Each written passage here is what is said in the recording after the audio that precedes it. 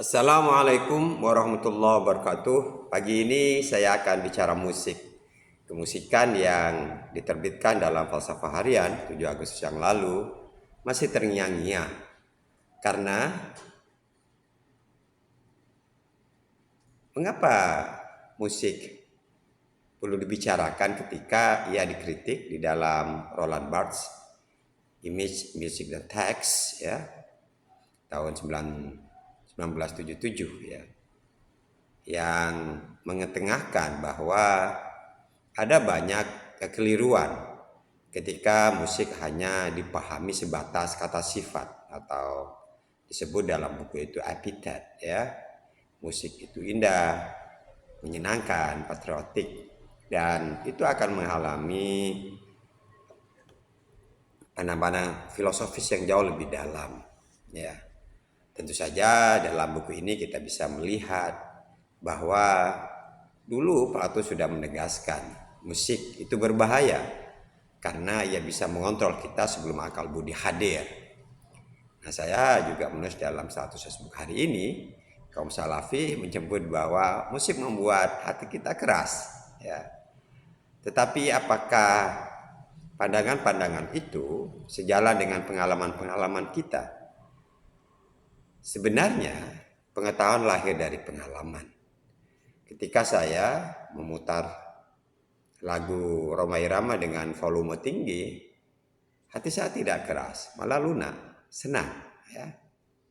Saya juga tidak hilang kesadaran, saya bisa mengontrol diri saya, mengerjakan pekerjaan rumah, mencuci, menyapu, dan lain-lain ketika anak, istri sedang ada di sekolah.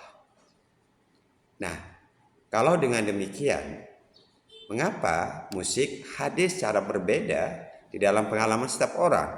Karena orang hidup dengan andayanya sendiri. Bagi saya, mendengarkan lagu hitam misalnya, lagu Rhoma Irama, itu tidak ada kaitannya dengan isi atau lirik ya. Justru yang hadir adalah signifikansinya.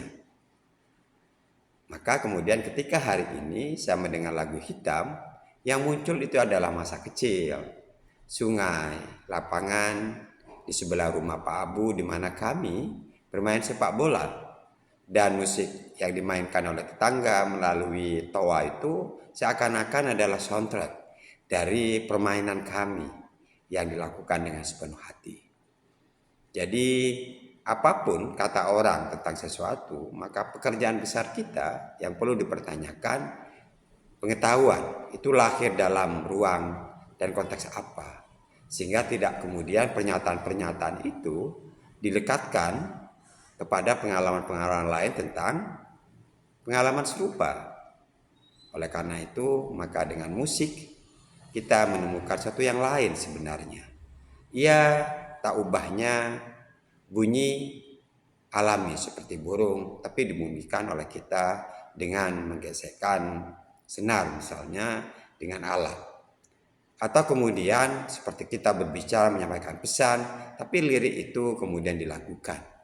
Jadi sebenarnya musik itu alamiah ya, karena dia hanya bunyi dan kata yang diberikan irama. Meskipun kita tahu bahwa sebenarnya ketika kita bicara itu juga mempunyai irama.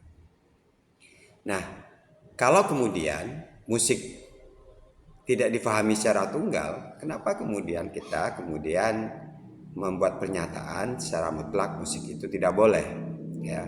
Padahal kalau saya lihat dalam pengalaman pribadi justru ada banyak pikiran-pikiran besar itu hadir dalam musik. Misalnya ya, ketika istri saya menyebut, loh itu kan lagu kesukaan ayah.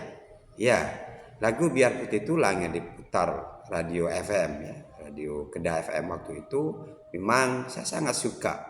Setelah ditelusuri, di dalamnya menggambarkan pandangan Kierkegaard tentang fase eksistensial manusia.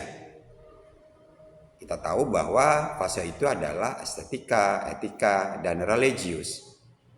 Etika sering digambarkan adalah pertaruhan, di mana kadang orang yang melakukan sesuatu yang baik itu hasilnya adalah derita misalnya.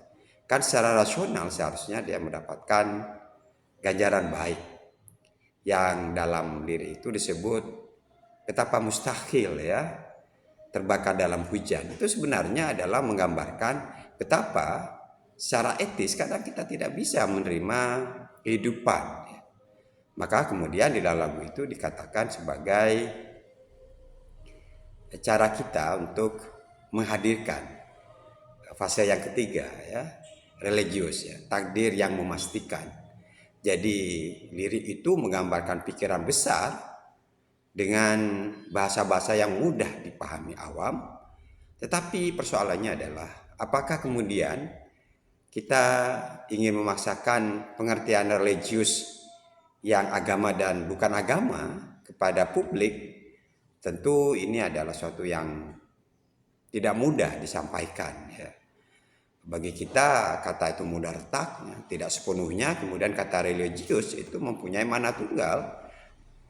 Oleh karena itu biarlah ya kita menyampaikan pengalaman kita dan orang yang akan menilainya, tetapi penilaian itu lahir dari cara berpikir, dan komunikasi yang paling efektif adalah ya kita harus sepakat secara minimal apa yang bisa diraih dari musik. Terima kasih. Assalamualaikum warahmatullahi wabarakatuh.